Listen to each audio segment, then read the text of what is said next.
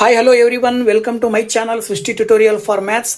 GPSTR ಎಕ್ಸಾಮಿನ 2022 question ಪೇಪರ್ನಲ್ಲಿ ಬಂದಂತಹ ಮ್ಯಾಥಮೆಟಿಕ್ಸ್ ಕ್ವಶನ್ಸನ್ನು ನಾನು ಇವತ್ತಿನ ದಿನ ನಿಮ್ಮ ಜೊತೆ ಹಂಚ್ಕೊಳ್ತಾ ಇದ್ದೀನಿ. ಸೊ ಬನ್ನಿ ಕ್ಲಾಸ್ ಶುರು ಮಾಡೋಣ. ಓಕೆ, ಒಂದು ಕ್ವಶನ್ ಏನು ಬರುತ್ತೆ, ಸಮಾಂತರ ಚತುರ್ಭುಜದ ಎರಡು ಪಾರ್ಶ್ವಕೋನಗಳ ದ್ವಿಭಾಜಕಗಳು ಸಂಧಿಸುವ ಕೋನ ಅಂತ ಕೊಟ್ಟಿದ್ದಾರೆ. ಸೊ ನೋಡಿ, ಇಲ್ಲಿ ಎರಡು ಸಮಾಂತರ ಚತುರ್ಭುಜದ ಎರಡು ಪಾರ್ಶ್ವಕೋನಗಳು ಅಂದರೆ, ಸಪೋಸ್ ನೀವು ಈ ರೀತಿ ಒಂದು ಸಮಾಂತರ ಚತುರ್ಭುಜವನ್ನು ಹಾಕೊಂಡ್ರಿ ಅಂದ್ರೆ ಅದರ ಪಾರ್ಶ್ವಕೋನಗಳು ಅಂತ ಹೇಳಿದ್ರೆ ಯಾವ ಬರ್ತವೆ, ಈ ಎರಡು ಪಾರ್ಶ್ವಕೋನಗಳು ದ್ವಿಭಾಜಕ ಅಂತ ಹೇಳಿದ್ರೆ ಈ ರೀತಿ ದ್ವಿಭಾಜಕ ಮಾಡಿದಾಗ ಈ ಎರಡು ಕೋನಗಳ ಮೊತ್ತ ಎಷ್ಟಿರುತ್ತೆ ಅಂತ. ಆಕ್ಚುಲಿ ಪಾರ್ಶ್ವಕೋನಗಳ ಒಟ್ಟು ಮೊತ್ತ, ಎರಡು ಪಾರ್ಶ್ವಕೋನಗಳ ಒಟ್ಟು ಮೊತ್ತ ಎಷ್ಟು ಬರುತ್ತೆ, 180 ಡಿಗ್ರಿ ಬರುತ್ತೆ. ಅದರ ದ್ವಿಭಾಜಕ ಅಂದ್ರೆ ಇದ್ರಲ್ಲಿ ಅರ್ಧ ಅಂತ ಹೇಳಿದ್ರೆ ಏನ್ ಬರುತ್ತೆ, 90 ಡಿಗ್ರಿಯನ್ನ ಕಳಿಬೇಕು ನೀವು. ಸೊ 90 ಡಿಗ್ರಿಯನ್ನು ಕಳೆದ್ರೆ ಇನ್ನೆಷ್ಟು ಬರುತ್ತೆ, 180 ಡಿಗ್ರಿ. ಎಷ್ಟು ಇನ್ನೆಷ್ಟು ಉಳಿತು, 90 ಡಿಗ್ರಿ ಉಳಿತು. ಹಾಗಾಗಿ ನೀವು ಮೂರನೇ ಆಪ್ಷನ್ ಅಲ್ಲಿ ಇರುವಂತಹ ಉತ್ತರವನ್ನ ಆಯ್ಕೆ ಮಾಡಬೇಕು ಆನ್ಸರ್ ಅಂತ ಹೇಳಿ. Okay, so next second question ನೋಡೋದಾದ್ರೆ, a plus B plus C is equal to 9 ಮತ್ತು A B plus B C plus C A is equal to 26 ಆದಾಗ A square plus B square plus C square ನ ಬೆಲೆ ಅಂತ ಕೇಳಿದ್ದಾರೆ. So ಇದನ್ನ ನೀವು ಹೇಗೆ ಕಂಡುಹಿಡಿಬಹುದಪ್ಪ ಅಂತ ಹೇಳಿದ್ರೆ, ನಮಗೆ ಒಂದು ಸೂತ್ರ ಬರುತ್ತೆ, ಏನು, A plus B plus C whole square is equal to A square plus B square plus C square plus 2ab plus 2bc plus 2ca ಅನ್ನುವಂಥ ಸೂತ್ರ. ಈ ಸೂತ್ರಕ್ಕೆ ಕೊಟ್ಟಿರುವ ಬೆಲೆಗಳನ್ನ ಅಪ್ಲೈ ಮಾಡಿದಾಗ A plus B plus C ಅಂದ್ರೆ 9 ಕೊಟ್ಟಿದ್ದಾರೆ, 9 ಸ್ಕ್ವೇರ್. ಇದನ್ನ ಹಾಗೆ ಬರ್ಕೊಳ್ರಿ, A square plus B square plus C square. ಇನ್ನು 2ab plus 2bc plus 2c ನಲ್ಲಿ ಎರಡನ್ನ ಕಾಮನ್ ತೆಗೆದ್ರಿ ಅಂದ್ರೆ A B plus B C plus C A ಉಳಿತದೆ. So A B plus B C plus C A ಅಂತ ಹೇಳಿದ್ರೆ ನೀವೇನು ಬರಿಬಹುದು, 26 ಅಂತ ಬರಿಬಹುದು. ಓಕೆನಾ. ಸೊ ಅಲ್ಲಿ ಏನಾಯ್ತು, 9 ಸ್ಕ್ವೇರ್ ಮಾಡಿದ್ರೆ 81 ಬರುತ್ತೆ. ಈ 2 ಮತ್ತೆ 26 ಗುಣಾಕಾರ ಮಾಡಿ ಈ ಕಡೆ ತಗೊಂಡು ಬಂದ್ರಿ ಅಂತ ಹೇಳಿದ್ರೆ ಏನ್ ಬರುತ್ತಪ್ಪ ಅಂದ್ರೆ 2 6 12. ಓಕೆನಾ. ನೆಕ್ಸ್ಟ್ 2 4 1 5 52 ಬರುತ್ತೆ. That is equal to A square plus B square plus C square ಅಂತ ಹೇಳ್ಬೋದು ನಾವು. ಈಗ ನೀವು 81ರಲ್ಲಿ 52 ಕಳಿಬೇಕು. ಸೊ 81ರಲ್ಲಿ 52 ಕಳೆದಾಗ ಏನ್ ಬರುತ್ತಪ್ಪ ಅಂತ ಹೇಳಿದ್ರೆ 29 ಬರುತ್ತೆ. ಸೊ ಅಲ್ಲಿಗೆ A square plus B square plus C square ನ ಬೆಲೆ ಬಂದ್ಬಿಟ್ಟು 29. ಆಪ್ಷನ್ 4ರಲ್ಲಿ ಆ ಒಂದು ಉತ್ತರವನ್ನ ನೀವು ಆಯ್ಕೆ ಮಾಡಬೇಕಾಗತ್ತೆ. ನೆಕ್ಸ್ಟ್ ಮೂರನೇ ಕ್ವಶನ್, ಕೊಟ್ಟಿರುವ ಚಿತ್ರದಲ್ಲಿ MN ಅನ್ನೋದು QR ಗೆ ಪ್ಯಾರಲಲ್ ಆಗಿದೆ, ಸಮಾಂತರದಲ್ಲಿದೆ. ಹಾಗೇನೆ ತ್ರಿಭುಜ PQR ನ ವಿಸ್ತೀರ್ಣ ಮತ್ತೆ ಡಿವೈಡೆಡ್ ಬೈ ತ್ರಿಭುಜ PMN ನ ವಿಸ್ತೀರ್ಣವನ್ನ ನೀವು ಏನಂತ ಹೇಳ್ತೀರಿ. ಸೊ ನಮಗೆ 10ನೇ ತರಗತಿನಲ್ಲಿ ಒಂದು ಥಿಯರಂ ಬರುತ್ತೆ, ಪ್ರಮೇಯ. ಆ ಪ್ರಮೇಯ ಹೇಳುತ್ತೆ, ಎರಡು ತ್ರಿಭುಜಗಳು ಸಮರೂಪ ತ್ರಿಭುಜಗಳಾಗಿದ್ರೆ ಆ ಸಮರೂಪ ತ್ರಿಭುಜಗಳಲ್ಲಿ MN ಮತ್ತೆ QR ಇಲ್ಲಿ ಪ್ಯಾರಲಲ್ ಆಗಿದೆ ಅಂದ್ರೆ ಇದನ್ನ ನಾವು ಸಮರೂಪ ತ್ರಿಭುಜ ಅಂತ ಕರಿತೀವಿ. ಯಾವ್ದಾವ್ದನ್ನ, PMN ಮತ್ತೆ PQR ಅನ್ನ. ಸೊ ಸಮರೂಪ ತ್ರಿಭುಜಗಳಾಗಿದ್ದಾವೆ ಅಂತ ಅಂದಾಗ ಅವುಗಳ ಏನಾಗಿರುತ್ತೆ, ಅನುರೂಪ ಬಾಹುಗಳ ವರ್ಗಗಳ ಅನುಪಾತಕ್ಕೆ ಸಮ ಇರುತ್ತೆ ಅಂತ ಹೇಳ್ತಾರೆ. ಅಂದ್ರೆ ತ್ರಿಭುಜ PQR ನ ವಿಸ್ತೀರ್ಣ ಡಿವೈಡೆಡ್ ಬೈ ತ್ರಿಭುಜ PMN ನ ವಿಸ್ತೀರ್ಣ ಯಾವ್ದಕ್ಕೆ ಸಮ ಇರುತ್ತಪ್ಪ ಅಂತ ಹೇಳಿದ್ರೆ ಇಲ್ಲಿ PQ square divided by PM square ಗೆ ಸಮ ಇರುತ್ತೆ. PQ square divided by PM square. PQ ಅನ್ನೋದು PQR ನ ಬಾಹು, PM ಅನ್ನೋದು PMN ನ ಬಾಹು. ಸೊ PQ ನ ಅನುರೂಪ ಬಾಹು ಬಂದು PM. ಸೊ PQ ನ ಸ್ಕ್ವೇರ್ ಮಾಡಿ ಡಿವೈಡೆಡ್ ಬೈ PM ಅನ್ನ ಸ್ಕ್ವೇರ್ ಮಾಡಿದಾಗ ಏನ್ ಆನ್ಸರ್ ಬರುತ್ತೋ ಅದಕ್ಕೆ ಆ ಎರಡು ತ್ರಿಭುಜಗಳ ಅನುಪಾತ ಸಮ ಇರುತ್ತೆ ಅಂತೇಳಿ. ಹಾಗಾಗಿ PQ square by PM square ಅನ್ನೋದು 2ನೇ ಆಪ್ಷನ್ ಅಲ್ಲಿ ಇದೆ. ಸೊ ನೀವು 2ನೇ ಆಪ್ಷನ್ ಅನ್ನ ಆಯ್ಕೆ ಮಾಡಬೇಕಾಗತ್ತೆ. ನೆಕ್ಸ್ಟ್ ಬಂದ್ಬಿಟ್ಟು 4ನೇ question, A plus B is equal to 90 degree cot B is equal to 3/4 ಆದಾಗ ಸೈನ್ ಎ ನ ಬೆಲೆ ಅಂತ ಕೊಟ್ಟಿದ್ದಾರೆ. ತುಂಬಾ ಸುಲಭವಾಗಿ ಹೇಳ್ಬೋದು ಇದನ್ನ. ಅವರೇ ಹೇಳೋ ಪ್ರಕಾರ ಎರಡು ಕೋನಗಳನ್ನ ಕೂಡಿದ್ರೆ 90 ಡಿಗ್ರಿ ಬರ್ಬೇಕಂದ್ರೆ ಆ ಎರಡು ಕೋನಗಳು ಲಘು ಕೋನಗಳಾಗಿರ್ಬೇಕು. ಆ ಎರಡು ಕೋನಗಳು ಲಘು ಕೋನಗಳಾಗಿರಿದ್ರೆ ಅದನ್ನ ಥೀಟಾ ಅಂತ ತಗೊಳ್ತೀವಿ ನಾವು. ಅವರೇ ಹೇಳಿದ್ದಾರೆ ಕಾಟ್ ಬಿ ಅಂದ್ರೆ 3 ಡಿವೈಡೆಡ್ ಬೈ 4 ಅಂತೇಳಿ. ನಾವು ಕಾಟ್ ಬಿ ಅಂತ ಹೇಳಿದ್ರೆ ಏನ್ ಬರಿತೀವಪ್ಪ ಅಂತ ಹೇಳಿದ್ರೆ ಆ ಟೀಟಾದ ಪಕ್ಕದಲ್ಲಿರುವಂತಹ ಬಾಹುವನ್ನ ಅಡ್ಜಸೆಂಟ್ ಸೈಡ್ ಅಂತ ಕರಿತೀವಿ ನಾವು, ಡಿವೈಡೆಡ್ ಬೈ ಆಪೋಸಿಟ್ ಅಂತ ಹೇಳಿದ್ರೆ ಅದರ ಎದುರು ಬಾಹು AC ಅದನ್ನ ಆಪೋಸಿಟ್ ಅಂತ ತಗೊಳ್ತೀವಿ. ಅದ್ರ ಪ್ರಕಾರ ಅಡ್ಜಸೆಂಟ್ ಅಂದ್ರೆ ಯಾವ್ದಿಲ್ಲ, BC divided by A C ಅಂತ ತಗೊಳ್ತೀವಿ. So B C divided by A C ಅಂತ ಹೇಳಿದ್ರೆ ಏನ್ ಕೊಟ್ಟಿದ್ದಾರೆ ಅವರೇ 3/4 ಅಂತ ಕೊಟ್ಟಿದಾರಲ್ವಾ. ಇದ್ರ ಅರ್ಥ ಏನು, ಇದು ಬಿ ಸಿ ಎಷ್ಟಿರುತ್ತೆ 3 ಇರುತ್ತೆ, ಎ ಸಿ 4 ಇರುತ್ತೆ ಅಂತ ಕೊಟ್ಟಿದ್ದಾರೆ ಮೆಜರ್ಮೆಂಟ್. ನೆಕ್ಸ್ಟ್ ನೀವು ಸೈನ್ ಎ ಕಂಡುಹಿಡಿಬೇಕು ಅಂದ್ರೆ ಸೈನ್ ಎ ಬಂದ್ಬಿಟ್ಟು ಏನ್ ಬರುತ್ತೆ ಅಂದ್ರೆ ಆಪೋಸಿಟ್ ಬೈ ಹೈಪಾಟಿನಸ್ ಅಂತ ಕರಿತೀವಿ ನಾವು. ಇಲ್ಲಿ ಎ ಅಂತ ಕೊಟ್ಟಿರೋದ್ರಿಂದ ಎಗೆ ಟೀಟಾ ಬರುತ್ತವ, ಈ ಟೀಟಾವನ್ನ ತೆಗೆದು ಇಲ್ಲಿ ಹಾಕ್ತಿವಿ. ಈ ಟೀಟಾ ಇಲ್ಲಿ ಬಂತು ಅಂದ್ರೆ ಇದು ಅಡ್ಜಸೆಂಟ್ ಇದಾಗತ್ತೆ, ಎದುರುಗಡೆ ಬಾಹು ಇದು ಅಪೋಸಿಟ್ ಆಗುತ್ತೆ. ಸೊ ಇದು ಅಪೋಸಿಟ್ ಇದೆ ಅಂತ ಹೇಳಿದ್ರೆ ಇದು ಅಡ್ಜಸೆಂಟ್ ಇದೆ ಅಂತ ಹೇಳಿದ್ರೆ ಸೈನ್ ಎನ ನಾವು ಅಪೋಸಿಟ್ ಬೈ ಹೈಪಾಟಿನಸ್ ಅಂತೇಳಿ ರೇಷಿಯೋವನ್ನ ತಗೊಳ್ತೀವಿ. ಅಲ್ಲಿಗೆ ಅಪೋಸಿಟ್ ಬೈ ಹೈಪಾಟಿನಸ್ ಅಂದ್ರೆ ಯಾವುದು 3 ಡಿವೈಡೆಡ್ ಬೈ ಹೈಪಾಟಿನಸ್ ಅನ್ನ ಬರಿಬೇಕು ನೀವು. ಸೊ ಇಲ್ಲಿ ಆಕ್ಚುಲಿ 3 ಬರಿಬಹುದು, ಓಕೆನಾ. ಹೈಪಾಟಿನಸ್ ಎಷ್ಟಿರುತ್ತೆ, ಇಲ್ಲಿ ಲಂಬಕೋನ ತ್ರಿಭುಜ ಆಗಿದೆ ಅಂದ್ರೆ ಪೈಥಾಗೋರಸನ ತ್ರಿವಳಿಗಳು ಅಂತ ಬರ್ತವೆ. ಪೈಥಾಗೋರಸನ ತ್ರಿವಳಿಗಳು ಏನ್ ಹೇಳ್ತವೆ ಅಂದ್ರೆ 3, 4, 5 ಇವು ಪೈಥಾಗೋರಸನ ತ್ರಿವಳಿಗಳು. ಹಾಗಾಗಿ ಇಲ್ಲಿ ಒಂದು 3 ಇದೆ, ಇನ್ನೊಂದು ಬಾಹು 4 ಇದೆ ಅಂದ್ರೆ ಎ ಬಿ ಎಷ್ಟಿರುತ್ತೆ, ಹೈಪಾಟಿನಸ್ ಅಥವಾ ವಿಕರ್ಣ ಎಷ್ಟಿರುತ್ತೆ 5 ಸೆಂಟಿಮೀಟರ್ ಇರುತ್ತೆ ಅಥವಾ 5 ಯೂನಿಟ್ ಇರುತ್ತೆ. ಹಾಗಾಗಿ ನಾವು ಕೆಳಗಡೆ 5 ಅಂತ ಬರಿತೀವಿ. ಸೊ ಅಲ್ಲಿಗೆ 3 ಡಿವೈಡೆಡ್ ಬೈ 5 ಅಂತ ನಾವು ಸುಲಭವಾಗಿ ಇದಕ್ಕೆ ಆನ್ಸರ್ ಹೇಳ್ಬೋದು. ಸೊ 3 ಡಿವೈಡೆಡ್ ಬೈ 5 ಆಪ್ಷನ್ ಅಲ್ಲಿ ಎಲ್ಲಿದೆ, ಆಪ್ಷನ್ 4ರಲ್ಲಿದೆ. ಸೊ ಆಪ್ಷನ್ 4 ನೀವು ಆನ್ಸರ್ ಅಂತ ಹೇಳಿ ಆಯ್ಕೆ ಮಾಡಬೇಕಾಗತ್ತೆ, ಓಕೆನಾ. ಸೊ ನೆಕ್ಸ್ಟ್ 2022 ನಲ್ಲಿ ಬಂದಂತ ಇನ್ನೊಂದು ಕ್ವಶನ್ ನೋಡೋದಾದ್ರೆ square root of 48 plus square root of 32 divided by square root of 27 plus square root of 18 ಇದರ ಬೆಲೆ ಅಂತ ಕೇಳಿದ್ದಾರೆ. ಸೊ ಇದ್ರ ಬೆಲೆಯನ್ನ ಹೆಂಗಪ್ಪ ಕಂಡುಹಿಡಿಯೋದಂದ್ರೆ 48 ನಾವು ರೆಡ್ಯೂಸ್ ಮಾಡಿ ಬರ್ಕೊಳ್ಬೇಕು. 48 ಹೇಗೆ ಬರ್ಕೋಬಹುದು, ಒಂದು ಸಂಖ್ಯೆ ವರ್ಗ ಇರಬೇಕು, ಇನ್ನೊಂದು ಬೇರೆ ಸಂಖ್ಯೆ ತಗೊಂಡು ಗುಣಾಕಾರ ಮಾಡಿದ್ರೆ 48 ಬರಬೇಕು. ಸೊ ಯಾವ ಸಂಖ್ಯೆಯನ್ನು ತಗೊಂಡು ವರ್ಗ ಮಾಡ್ತೀರಾ, ಸೊ ನೋಡಿ ಏನ್ ಮಾಡ್ಬೋದು ಅಂತ ಹೇಳಿದ್ರೆ 16 ಇಂಟು 3 ಮಾಡಿದ್ರೆ 16 3 48 ಬರುತ್ತೆ.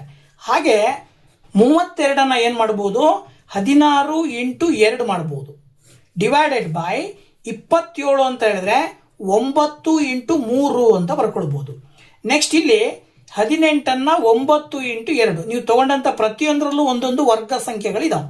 ಸೊ ಆ ವರ್ಗ ಸಂಖ್ಯೆಗಳನ್ನ ರೂಟ್ ಇಂದ ಹೊರಗೆ ತಗೊಂಡು ಬಂದ್ರೆ 16 ಇದ್ದಿದ್ದು 4 ಆಗತ್ತೆ, ಒಳಗಡೆ ರೂಟ್ 3 ಉಳ್ಕೊಳ್ಳುತ್ತೆ. ಇಲ್ಲಿ 16 ಇದ್ದಿದ್ದು 4 ಆಗತ್ತೆ, ಒಳಗಡೆ ರೂಟ್ 2 ಉಳ್ಕೊಳ್ಳುತ್ತೆ. ಇಲ್ಲಿ 9 ಇದ್ದಿದ್ದು ಹೊರಗಡೆ ಬಂದ್ರೆ 3 ಆಗತ್ತೆ, ಒಳಗಡೆ ರೂಟ್ 3 ಉಳ್ಕೊಳ್ಳುತ್ತೆ. ಹಾಗೆ ಇಲ್ಲಿ ಏನ್ ಮಾಡ್ಬೋದು ನೀವು, ಇಲ್ಲೂ ಕೂಡ ಅಷ್ಟೇ 3 ಹೊರಗಡೆ ಬಂದ್ರೆ ಒಳಗಡೆ ರೂಟ್ 2 ಉಳ್ಕೊಳ್ಳುತ್ತೆ. ಸೊ ನೆಕ್ಸ್ಟ್ ಸ್ಟೆಪ್ ಏನ್ ಮಾಡ್ಬೋದಪ್ಪ ನೀವು ಅಂತ ಹೇಳಿದ್ರೆ ಇಲ್ಲಿ ಇವೆರಡರಲ್ಲೂ 4 ಕಾಮನ್ ಹೊರಗಡೆ ತಗೊಂಡ್ರಿ ಅಂದ್ರೆ ಬ್ರಾಕೆಟ್ ಒಳಗಡೆ ರೂಟ್ 3 ಪ್ಲಸ್ ರೂಟ್ 2 ಉಳಿತದೆ. ಆಸ್ ಇಟ್ ಈಸ್ ಇಲ್ಲೂ ಕೂಡ 3 ಹೊರಗಡೆ ತೆಗೆದ್ರೆ ರೂಟ್ 3 ಪ್ಲಸ್ ರೂಟ್ 2 ಉಳಿತದೆ. ಈ ಬ್ರಾಕೆಟ್ ಒಳಗಡೆ ಇರುವಂತ ಎರಡು ನ್ಯೂಮರೇಟರ್ ಡಿನಾಮಿನೇಟರ್ ಅಂದ್ರೆ ಛೇದ ಮತ್ತು ಅಂಶಗಳಲ್ಲಿ ಎರಡೂ ಸಮ ಇರೋದ್ರಿಂದ ಕ್ಯಾನ್ಸಲ್ ಮಾಡಿದ್ರಿ ಅಂದ್ರೆ ಕೊನೆಗೆ ಉತ್ತರ ಏನ್ ಬರುತ್ತೆ 4 ಡಿವೈಡೆಡ್ ಬೈ 3 ಅಥವಾ 3ನೇ 4 ಅಂತ ಹೇಳ್ತೀರಿ. ಸೊ ಆಪ್ಷನ್ 3ನೇ 4 ಅಂದ್ರೆ 2ನೇ ಆಪ್ಷನ್ ಅಲ್ಲಿ ಆ ಒಂದು ಉತ್ತರ ಕಂಡು ಬರ್ತಾ ಇದೆ. So that is the answer, ಓಕೆನಾ. ನೆಕ್ಸ್ಟ್ ಬಂದ್ಬಿಟ್ಟು 6ನೇ question, X is equal to 8 into X raise to minus 1 ಮತ್ತು ಎಕ್ಸ್ ಈಸ್ ಗ್ರೇಟರ್ ದ್ಯಾನ್ 1 ಆದಾಗ ಎಕ್ಸ್ ನ ಬೆಲೆ ಅಂತ ಕೇಳಿದ್ದಾರೆ. ನೋಡಿ ಅವರೇ ಹೇಳಿರೋ ಪ್ರಕಾರ X is equal to 8 into X raise to minus 1 ಅಂತ ತಗೊಳ್ರಿ. ನೆಕ್ಸ್ಟ್ ಇದನ್ನ ಏನ್ ಮಾಡ್ರಿ ಅಂದ್ರೆ X is equal to power -1 ಇರೋದ್ರಿಂದ ಅದು ಕೆಳಗಡೆ ಬರುತ್ತೆ ಅಂತ ಅರ್ಥ. X is equal to 8 by X ಅಂತ ಅರ್ಥ. ಈ ಎಕ್ಸ್ ಈಕ್ವಲ್ ಇಂದ ಈ ಕಡೆ ತಗೊಂಡು ಬಂದ್ರೆ ಎಕ್ಸ್ ಇಂಟು ಎಕ್ಸ್ ಮಾಡಿದ್ರೆ ಎಕ್ಸ್ ಸ್ಕ್ವೇರ್ ಆಗುತ್ತೆ, that is equal to 8. Next ಎಕ್ಸಿಗೆ ಸ್ಕ್ವೇರ್ ಕ್ಯಾನ್ಸಲ್ ಮಾಡಿದ್ರಿ ಅಂದ್ರೆ 8ಕ್ಕೆ ರೂಟ್ ಬರುತ್ತೆ. ಈಗ ನಾವು ಮೇಲ್ಗಡೆ ಮಾಡಿದ ಹಾಗೇನೆ 8ಅನ್ನ ನಾವು 4 ಇಂಟು 2 ಅಂತ ಬರ್ಕೊಳ್ಬಹುದು. ಅಲ್ಲಿಗೆ X is equal to 4 root ಇಂದ ಹೊರಗಡೆ ಬಂದ್ರೆ 2 ಬರುತ್ತೆ, ರೂಟ್ ಒಳಗಡೆ 2 ಉಳಿತದೆ ಅಂದ್ರೆ 2 ರೂಟ್ 2 ಬಂತ ಆನ್ಸರ್ ಎಕ್ಸ್ ನ ಬೆಲೆ. ಹಾಗಾಗಿ ಎಕ್ಸ್ ನ ಬೆಲೆ 2 ರೂಟ್ 2 ಅಂದ್ರೆ 2ನೇ ಆಪ್ಷನ್ ಅಲ್ಲಿ ಇರ್ತಕ್ಕಂಥ ಉತ್ತರವನ್ನ ಆಯ್ಕೆ ಮಾಡಬೇಕು. ಸೊ ನೆಕ್ಸ್ಟ್ ಕ್ವಶನ್ ಬಂದ್ಬಿಟ್ಟು ಎಕ್ಸ್ ಅಕ್ಷವು 3,6 ಮತ್ತು 12,-3 ಬಿಂದುಗಳನ್ನು ಸೇರಿಸುವ ರೇಖಾಖಂಡವನ್ನು ವಿಭಾಗಿಸುವ ಅನುಪಾತ ಅಂತ ಕೇಳಿದರು. ಸೊ ಇದರ ಅನುಪಾತವನ್ನ ಹೇಳಬೇಕು ಅಂತ ಹೇಳಿದ್ರೆ ನೀವೇನ್ ಮಾಡ್ಬೇಕಪ್ಪ ಇಲ್ಲಿ ಅಂತ ಹೇಳಿದ್ರೆ ನೋಡಿ ಇಲ್ಲಿ ಕೊಟ್ಟಿರುವಂತಹ ಬಿಂದುಗಳನ್ನ x1 y1 ಅಂತ ತಗೋಬೇಕು, ಇನ್ನೊಂದನ್ನ x2 y2 ಅಂತ ತಗೋಬೇಕು, ಓಕೆನಾ. ಅಲ್ಲಿಗೆ y ಇಸ್ ಈಕ್ವಲ್ ಟು ಏನ್ ಬರುತ್ತೆ m1 into y2 plus m2 into y1 divided by m1 plus m2 ಅಂತ ತಗೊಳ್ತೀವಿ ನಾವು, ಓಕೆನಾ. ಸೊ ಅಲ್ಲಿಗೆ ಇದ್ರ ಪ್ರಕಾರ ನೋಡಿ, ಇಲ್ಲಿ M1 ಇಂಟು Y2 ಅಂತ ಹೇಳಿದ್ರೆ M1 Y2 ನ ಬೆಲೆ ಬಂದ್ಬಿಟ್ಟು ಎಷ್ಟಿದೆ -3 ಪ್ಲಸ್ M2 Y1 ನ ಬೆಲೆ ಬಂದ್ಬಿಟ್ಟು 6 divided by M1 plus M2 ಅಂತ ತಗೊಳ್ತೀರಿ. ಓಕೆನಾ, M1 ಪ್ಲಸ್ M2. ಈಗ ಇದನ್ನ ನೀವು ತಗೊಂಡಾಗ ಇಲ್ಲಿ X ಅಕ್ಷವು ಅಂತ ಕೊಟ್ಟಿರೋದ್ರಿಂದ Y ಅಕ್ಷದ ಮೇಲೆ Y ನ ಬೆಲೆ ಬಂದ್ಬಿಟ್ಟು 0 ಬರುತ್ತೆ. ಹಾಗಾಗಿ ನಾವು Y ನ ಬೆಲೆಯನ್ನ 0 ಅಂತ ತಗೊಂಡಿವಿ ಅಂತಂದ್ರೆ ಈ M1 ಪ್ಲಸ್ M2 ಈಕ್ವಲ್ ಇಂದ ಈ ಕಡೆ ಬಂದ್ರೆ 0 ಆಗುತ್ತೆ.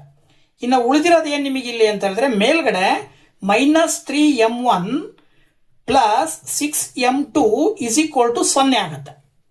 ಇನ್ನು ನೆಕ್ಸ್ಟ್ ಏನ್ ಮಾಡ್ಬೋದು ನೀವು ಇಲ್ಲಿ ಅಂದ್ರೆ 6M2 ನ ಇಲ್ಲೇ ಇಟ್ಕೊಳ್ರಿ, -3M1 ಅನ್ನು ಆ ಕಡೆ ಕಳಿಸಿದ್ರೆ +3M1 ಆಗುತ್ತೆ.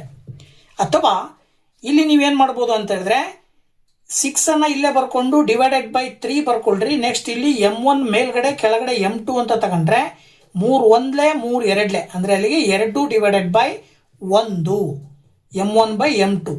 ಅಥವಾ ನೀವು ಅದನ್ನ ಏನಂತ ಬರಿಬಹುದು, M1 ನ ರೇಷಿಯೋ 2, M2 ನ ರೇಷಿಯೋ 1 ಅಂದ್ರೆ 2:1 ಅಂತ ಹೇಳಿ ಆನ್ಸರ್ ಬರಿಬೇಕಾಗತ್ತೆ. ಸೊ ಅದು ಆಪ್ಷನ್ 1ರಲ್ಲಿ ಆ ಒಂದು ಉತ್ತರ ಇದೆ. ಓಕೆನಾ. ಸೊ ಇನ್ನೊಂದು ಕ್ವಶನ್ ನೋಡೋದಾದ್ರೆ 60 ಕಿಲೋಮೀಟರ್ ಪ್ರತಿ ಗಂಟೆ ವೇಗದಲ್ಲಿ ಚಲಿಸುತ್ತಿರುವ 80 ಸೆಂಟಿಮೀಟರ್ ವ್ಯಾಸವಿರುವ ಒಂದು ಕಾರಿನ ಚಕ್ರವು 10 ನಿಮಿಷಗಳಲ್ಲಿ ಉಂಟು ಮಾಡುವ ಸುತ್ತುಗಳ ಸಂಖ್ಯೆ ಅಂತ ಕೇಳಿದರು. ಸೊ ಇಲ್ಲಿ ಏನ್ ಮಾಡ್ಬೇಕಪ್ಪ ನೀವು ಅಂತ ಹೇಳಿದ್ರೆ ಅವ್ರು ಹೇಳೋ ಪ್ರಕಾರ 60 ಕಿಲೋಮೀಟರ್ ಪ್ರತಿ ಗಂಟೆ ವೇಗದಲ್ಲಿ ಒಂದು ಕಾರ್ ಚಲಿಸ್ತಾ ಇದೆ. ಆ ಕಾರಿನ ಚಕ್ರದ ವ್ಯಾಸ ಬಂದ್ಬಿಟ್ಟು 80 ಸೆಂಟಿಮೀಟರ್ ಇದೆ ಅಂತ ಕೊಟ್ಟಿದ್ದಾರೆ. ಓಕೆನಾ. ಅದು 10 ನಿಮಿಷಗಳಲ್ಲಿ ಅದು ಎಷ್ಟು ಸುತ್ತು ಉಂಟು ಮಾಡುತ್ತೆ ಅಂತ ಅಂದಾಗ ಕೊಟ್ಟಿರೋದು ಕಿಲೋಮೀಟರ್ ಅಲ್ಲಿ, ಗಂಟೆನಲ್ಲಿ, ಕೇಳ್ತಿರೋದು 10 ನಿಮಿಷದಲ್ಲಿ, ಆಮೇಲೆ ಇನ್ನೊಂದಾದ್ರೂ ವ್ಯಾಸ ಬಂದ್ಬಿಟ್ಟು ಸೆಂಟಿಮೀಟರ್ ಕೊಟ್ಟಿದ್ದಾರೆ. ಹಾಗಾಗಿ ಇಲ್ಲಿ ಮಾನಗಳು ಬೇರೆ ಬೇರೆ ಇರೋದ್ರಿಂದ ಮಾನಗಳನ್ನ ನೀವೇನ್ ಮಾಡ್ಕೋಬೇಕು, ಫಸ್ಟ್ ಸಮ ಮಾಡ್ಕೋಬೇಕು.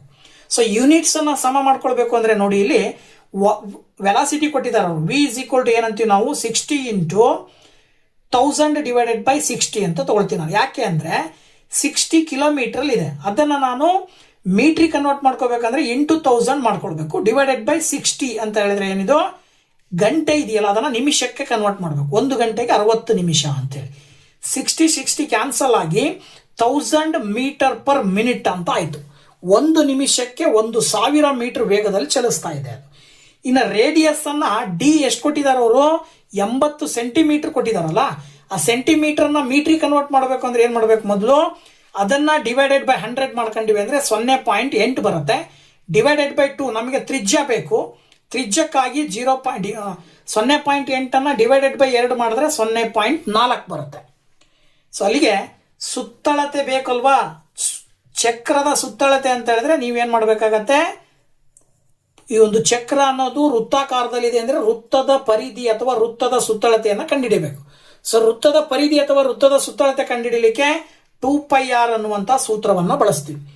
ಅಲ್ಲಿಗೆ 2 ಇಂಟು π ಇಂಟು ರೇಡಿಯಸ್ ಬಂದ್ಬಿಟ್ಟು 0.4 ಅಂತ ತಗೊಂಡ್ರೆ, ಸೊ ಇದನ್ನ ಸುಲಭ ರೂಪದಲ್ಲಿ ಬರೆದಾಗ ಏನ್ ಬರುತ್ತೆ, 0.8 π ಅಂತ ಬರುತ್ತೆ. ಆಮೇಲೆ ಡಿಸ್ಟೆನ್ಸ್ ಬಂದ್ಬಿಟ್ಟು ಏನ್ ಹೇಳ್ತೀವಿ ನಾವು, v ಇಂಟು ಟಿ ಅಂತ ಹೇಳ್ತೀವಿ. ದೂರ ವೇಗ ಮತ್ತು ಸಮಯದ ಗುಣಲಬ್ಧ ಆಗಿರುತ್ತೆ. ಸೊ ವೇಗ ಬಂದ್ಬಿಟ್ಟು 1000 ಮೀಟರ್ ಪರ್ ಮಿನಿಟ್ ಇದೆ, ಸಮಯ ಬಂದ್ಬಿಟ್ಟು 10 ನಿಮಿಷ ಅಂತ ಕೊಟ್ಟಿದ್ದಾರೆ. ಅಲ್ಲಿಗೆ 1000 ಇಂಟು 10 ಮಾಡಿದ್ರೆ ಏನ್ ಬರುತ್ತೆ, 10,000 ಬರುತ್ತೆ. ಸೊ ಇದೇನಿದು 10,000 ಮೀಟರ್ ಅಂತ ಅರ್ಥ. ಈಗ ನಾವೇನ್ ಕಂಡುಹಿಡಿಬೇಕಪ್ಪ ಅಂತ ಹೇಳಿದ್ರೆ ಸುತ್ತುಗಳ ಸಂಖ್ಯೆಯನ್ನು ಕಂಡುಹಿಡಿಬೇಕು. ಸೊ ಸುತ್ತುಗಳ ಸಂಖ್ಯೆ ಏನಾಗಿರುತ್ತೆ ಅಂದ್ರೆ ಒಂದು ಬಾರಿ ಸುತ್ತಿದಾಗ ಎಷ್ಟು ದೂರ ಸಿಗುತ್ತೋ, ಟೋಟಲ್ ದೂರ ಎಷ್ಟಿರುತ್ತೋ ಅದರಲ್ಲಿ ಒಂದು ಬಾರಿ ಚಕ್ರ ಸುತ್ತಿದಾಗ ಎಷ್ಟು ದೂರವನ್ನ ಕ್ರಮಿಸುತ್ತೆ ಅನ್ನೋದ್ರಿಂದ ಭಾಗಾಕಾರ ಮಾಡಬೇಕು. ಅದರ ಅರ್ಥ ಅಲ್ಲಿ n is equal to D ಅಂತ ಹೇಳಿದ್ರೆ 10,000 ಮೀಟರ್ ಟೋಟಲ್ ಕ್ರಮಿಸಬೇಕಾಗಿರೋದು. ಒಂದು ಚಕ್ರ ಒಂದು ಬಾರಿ ಸುತ್ತಿದ್ರೆ ಎಷ್ಟು ಬರುತ್ತೆ, 0.8 π ಬರುತ್ತೆ. ಗೊತ್ತಾಯ್ತಲ್ಲ ದೂರ. ಅಲ್ಲಿಗೆ ಇದನ್ನ ಸುಲಭ ರೂಪದಲ್ಲಿ ಬರೆದಾಗ ನೀವು ಏನಂತ ತಗೊಳ್ಬಹುದು, n is equal to 10,000 divided by 0.8 into π ಅನ್ನ ನೀವು 7 ಡಿವೈಡೆಡ್ ಬೈ 22 ಡಿವೈಡೆಡ್ ಬೈ π ಇರೋದ್ರಿಂದ ಅದನ್ನ ಇಂಟು ಮಾಡಿದ್ರೆ 22/7 ಇದ್ದಿದ್ದು 7/22 ಆಗುತ್ತೆ. ಅಲ್ಲಿಗೆ n ಇಸ್ ಈಕ್ವಲ್ ಟು 10,000 ಇದಿಷ್ಟನ್ನ ಗುಣಾಕಾರ ಮಾಡಿ ಭಾಗಾಕಾರ ಮಾಡಿದಾಗ 3979 ಬರುತ್ತೆ. ಇದರ ಅರ್ಥ ಏನು? 10,000 ಮೀಟರ್ ದೂರವನ್ನ 10 ನಿಮಿಷದಲ್ಲಿ ಆ ಕಾರ್ ತಲುಪಬೇಕು ಅಂತ ಹೇಳಿದ್ರೆ ಆ ಕಾರಿನ ಚಕ್ರವು ಸುಮಾರು 3979 ಸುತ್ತುಗಳನ್ನ ಸುತ್ತಬೇಕು ಅಂತಕ್ಕಂಥ ಅರ್ಥವನ್ನ ಕೊಡುತ್ತೆ. ಹಾಗಾಗಿ ನಿಮಗೆ ಆಪ್ಷನ್ 3ರಲ್ಲಿ ಆ ಒಂದು ಉತ್ತರ ಕಂಡು ಬರ್ತಾ ಇದೆ. So that is the right answer. Okay, so GPSTR exam question paper 2022ರಲ್ಲಿ ಬಂದಿರುವ ಕ್ವಶನ್ಸ್ ಅನ್ನ ನಾನು ಇವತ್ತಿನ ದಿನ ನಿಮ್ಮ ಜೊತೆ ಹಂಚ್ಕೊಂಡಿದ್ದೀನಿ. ಸೊ ಇದೇ ರೀತಿ ಮುಂದಿನ ವಿಡಿಯೋಸ್ ಅಲ್ಲಿ TETಗೆ ಮತ್ತೆ GPSTR ಎಕ್ಸಾಮಿಗೆ ಬೇಕಾಗಿರುವ ಕ್ವಶನ್ಸ್ ಅನ್ನ ನಿಮ್ಮ ಜೊತೆ ಹಂಚ್ಕೊಳ್ತೀನಿ. ತನಕ ವಿಡಿಯೋ ನೋಡಿದ್ದಕ್ಕೆ ತಮ್ಮೆಲ್ಲರಿಗೂ ಕೂಡ ಥ್ಯಾಂಕ್ಸ್. ಹಾಗೆ ಬಾಯ್ ಬಾಯ್.